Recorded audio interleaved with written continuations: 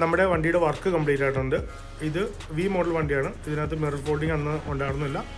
നമ്മളിപ്പോൾ ഇതിനകത്തേക്ക് നിലവിലുള്ള മിററിലേക്ക് ഫോൾഡിംഗ് കിറ്റ് ഇൻസ്റ്റാൾ ചെയ്തിരിക്കുന്നത്. ഇത് മിറർ നമ്മൾ വണ്ടി ലോക്കാക്കുന്ന സമയത്ത് ലോക്കാവുന്ന രീതിയിലാണ് ചെയ്തിരിക്കുന്നത്.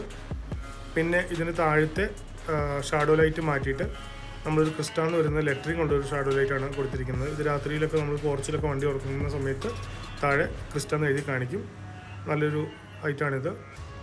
പിന്നെ ഇതിനകത്ത് മുമ്പ് ഇരുന്നത് ഒരു 9 ഇഞ്ച് ഫ്രെയിമിനെ 10 ഇഞ്ച് ആക്കിയിട്ട് പുറത്തേക്ക് തള്ളി വയ്ക്കുന്ന രീതിയിലുള്ള ഫ്രെയിമായിരുന്നു.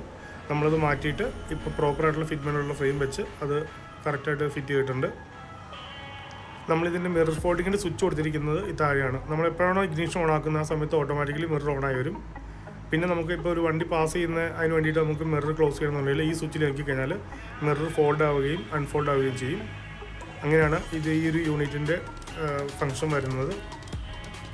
അപ്പോൾ ഇത് കണക്ക് വണ്ടി അപ്ഗ്രേഡ് ചെയ്യാൻ താല്പര്യമുണ്ടെങ്കിൽ ഓട്ടോവിറ്റിയിൽ കോൺടാക്ട് ചെയ്യാവുന്നതാണ്. നമ്മൾ ബുക്കിംഗ് അനുസരിച്ച് മാത്രമേ ചെയ്യുന്നുള്ളൂ. അതുകൊണ്ട് വരുന്നതിന് മുമ്പായിട്ട് മുൻകൂർ വിളിച്ച് ബുക്ക് ചെയ്തതിന് ശേഷം മാത്രം വരിക.